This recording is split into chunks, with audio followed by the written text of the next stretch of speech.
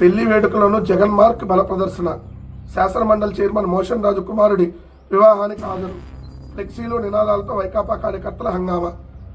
మేము బల ప్రదర్శన చేస్తే మీ 2 దినపత్రికలకి గుండాగుతాయి. మేము బల ప్రదర్శన చేసి జై జగన్ అని ఒక్క అరిస్తే ఈనాడు కిరణ్ హైదరాబాద్ని రామోజీ ఫిలిం సిటీలో నీకు ఎక్కడ వినపడుద్ది.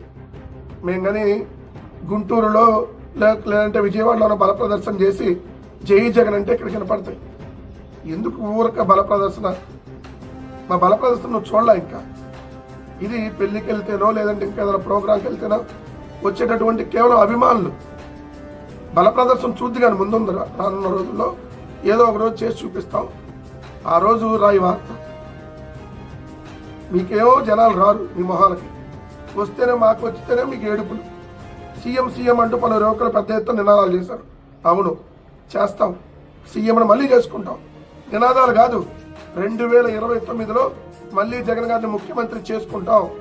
ఇది నినాదం కాదు, రాష్ట్ర ప్రజల ఐక్యతతో రేపు వచ్చేటటువంటి సీఎం అనేటటువంటి ఈయన నినాదం అంటారు కదా, అదే అనుకున్న పర్ల. ముక్త కంఠంతో రాష్ట్ర ప్రజలు రేపొద్దున సీఎంగా మళ్ళీ జగన్మోహన్ రెడ్డి గారిని కూర్చోబెడతారు. ఆ కుర్చీ పుట్టింది ఆ కుటుంబం కోసం, దాన్ని ఫ్లెక్స్ పెట్టారంట. ఆ కుర్చీలో కూర్చునే రాజస్వం నిజంగా ఆ కుటుంబానికే ఉంది. ఎందుకంటే పేద ప్రజలకు మంచి చేసేటటువంటి కుటుంబం, చేసినటువంటి కుటుంబం. ఆ రోజు దివంగత నాయకుడు డాక్టర్ వైఎస్ రాజశేఖర రెడ్డి గారు కానివ్వండి, ఇప్పుడు జగన్మోహన్ రెడ్డి గారు కానివ్వండి, ఆ కుర్చీలో జగన్ గారు కూర్చుంటేనే అందం. ఎస్ బాగా పెట్టారు ఎవరో తమ్ముడు కొటేషన్లో. మీరు సృష్టించే విధ్వంసం కోసం ఎదురు చూస్తున్నాం అని ఇంకోళ్ళు ఫ్లెక్స్ పెట్టారంట. తమ్ముడు, మనం విధ్వంసం సృష్టించాం, మనం ఇలాంటి ఫ్లెక్స్లు పెట్టద్దు. విధ్వంసం వాళ్ళు సృష్టించినటువంటి విధ్వంసం సృష్టించడం వల్ల తాట లీగల్గా తీస్తామని పెట్టండి పర్లా. విధ్వంసం సృష్టించిన వాడికి ఏ విధంగా ట్రీట్మెంట్ ఇవ్వాలో ఆ ట్రీట్మెంట్ ఇస్తామని చెప్పండి. ఎందుకంటే వాళ్ళు విధ్వంసం సృష్టించారు, ఆల్రెడీ సృష్టిస్తున్నారు కాబట్టి. సో మనం చాలా జాగ్రత్తగా ఉండాలి. ఎందుకంటే తప్పుడు కేసులు పెట్టి వేధించడమే వాళ్ళ పని కాబట్టి. ఏమొచ్చింది ఎవరు? హోంమంత్రి అంతగారు వచ్చేసారా? చూడలేదే. దీనికంటే కింద వేసారా? అదేంటి ఫ్రంట్ పేర్లు వేయాలి కదా. హోంమంత్రి గారి స్టేట్మెంటు, పరామర్శల పేట జగన్ విధ్వంసం అంట. అవునా? ఏంటి జగన్ గారు విధ్వంసం సృష్టించారా? ఎక్కడమ్మా? ఏది జగన్ గారికి జనాలు దారి పడుగున వేలాది మంది జనాలు వస్తే అది విధ్వంసమా? మీ గల్లీ మాధవి, అదే గల్లా మాధవి అంబటి రాంబాబు గారి గల్లీలో సృష్టించినటువంటి, అదే వీధుల్లో అంబటి రాంబాబు గారి ఇంటి వీధుల్లో సృష్టించినటువంటిది అది కాదా వీరంగం? హోంమంత్రి గారు వీరంగం అంటే ఏంటి? కర్రలు రాడ్లు తీసుకొని ఏదైతే తగలబెట్టడం, ఏదైతే పెట్రోల్ ఇస్త్రీ తగలబెట్టడం, కర్రలు తీసుకొని కొట్టడం, ఇది కదా విధ్వంసం. జై జగన్ అనే నిదానం చేస్తే అది విధ్వంసం అవ్వదు. పూలతో స్వాగతం చెబితే దాన్ని విధ్వంసం అనరు. మొన్న గుంటూరులో ఇనో దొరకలా, మీ వాళ్ళందరూ స్టాక్ అయిపోయింది. పెద్ద గొడవలు చేశారు షాపులకు వెళ్ళి. ఇనో స్టాక్ పెట్టాలని తెలియదా? జగన్ గారు వస్తున్నారు కదా, ఒక కడుపు పండింది కదా అని చెప్పి షాపుల మీద తిరగబడ్డారంట. ఈరోజు విజయవాడలో అదే పరిస్థితి ఉంటుంది. ఇనో ముందే కొనుక్కొని పెట్టుకోండి, ఇనో స్టాక్ ఉండదు ఈరోజు విజయవాడలో.